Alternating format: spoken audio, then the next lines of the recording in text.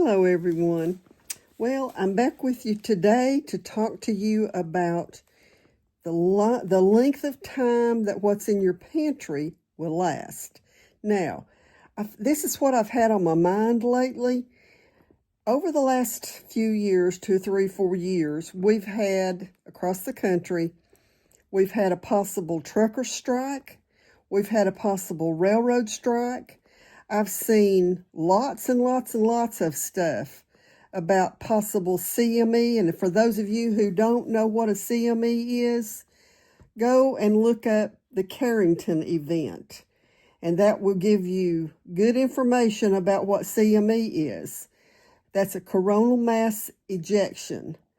And that happened in 1859 and could happen again. If y'all will remember, we recently saw the Northern Lights all the way down into the southern United States.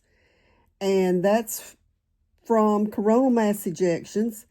And if one hit our atmosphere the way it did in 1859, it would knock out our electronics, our electricity, our water. I mean, it would destroy everything is what they think.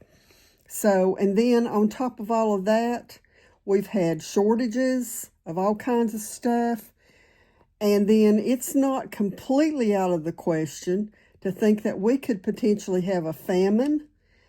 We've had cyber attacks. Just, 2 weeks ago, we had a cyber attack that affected the cell phone service all over the United States. And then, of course, we always have the possibility of an EMP, electromagnetic pulse. That would be a nuclear explosion up in space that would also affect all of our electronics. Now, why am I talking about this? Because I've mentioned this before, I think, that the grocery stores, when I was young, you could go in the grocery store, and if they didn't have something on the shelf, you could ask, do you have this in a case in the back room? Well, back then they did. They kept some stock, is what they called it. But they don't do that anymore. When it's time that the shelf will be empty, the truck will show up, and they will have enough stuff on the truck to restock the shelves, and that's all. So those trucks show up at the store about every 2 to 4 days. So you can think, on average, 3 days. So using that scenario, you can assume that your grocery store probably has about 3 days worth of groceries at any given point in time under normal circumstances.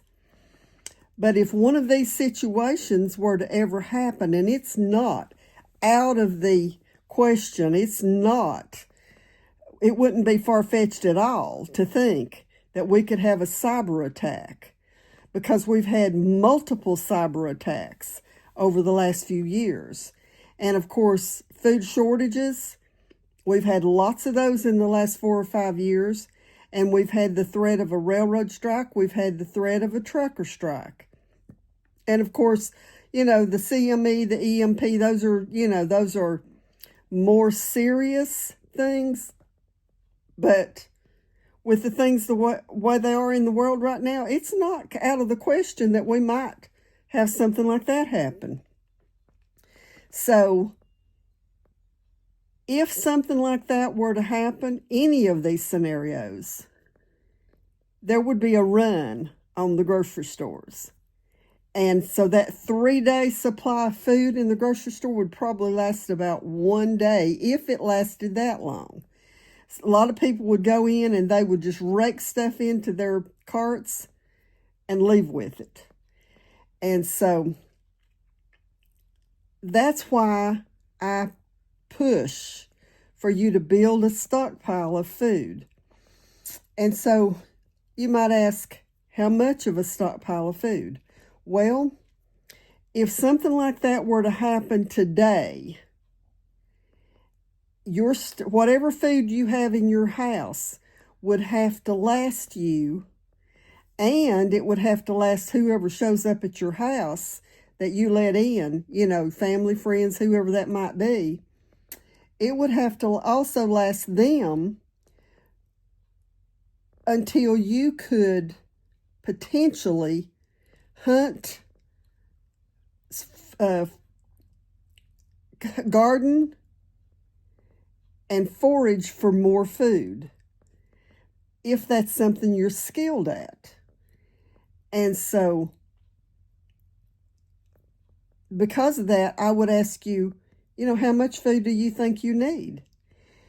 If that were to happen today, I would want enough food in my pantry to last from now until at least this time next year. Because it would take all next year, next season, spring, summer, fall, to grow enough crops to put more food back in my pantry if I depleted everything that I would want in my pantry right now. And so, if it happened in the spring of the year, you might not have to have quite as much, but you would want enough that you could have enough of a stockpile so that you could feed your family for at least, I'm going to say, 6 months to a year. And quite honestly, in case of crop failures, and also in those scenarios like that, you're going to have to worry about gangs and people stealing out of your garden. So, you would have to worry about protection, people to guard what you've got. But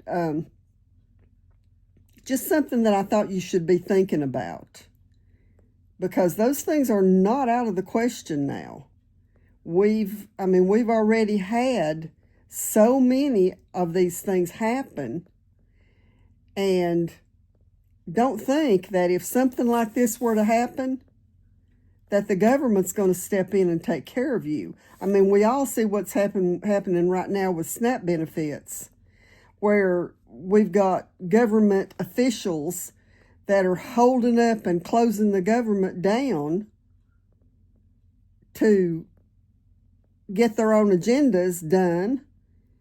And it doesn't matter if people need SNAP benefits. So, we can't depend on the government. We better be dependent on what God gave us, and that's our hands and our legs and our brains and, doing what we know to do, and that is to take care of our families. My Bible still says if you don't work, you don't eat, or you shouldn't eat. And that's exactly the way I believe. And I'm an old woman, and I still work every day trying to do something to take care of my family. And so I'm not saying there aren't people that don't, that they're not people that need those benefits. I know they are. I know personally, I know a lot of people who have those benefits and definitely need them. But anyway, I just wanted to come to you today and talk to you a little bit about this to get you thinking about, look at what you've got in your house and see where the holes are. Could you survive 3 months on what's in your pantry? If you can't, then you're going to be in some serious trouble. And don't be sending me messages to say I'm coming to your house, because that's not going to happen. Excuse me. I am working to prepare for my family, and you need to do the same for yours. So before I finish this video, I do want to give y'all an update. I saw the surgeon today, and they are so booked that they cannot get to my surgery until December the 8th. And then I was informed not by the one today, by the one I saw last week, that if I tear it completely, that I would have to have shoulder replacement.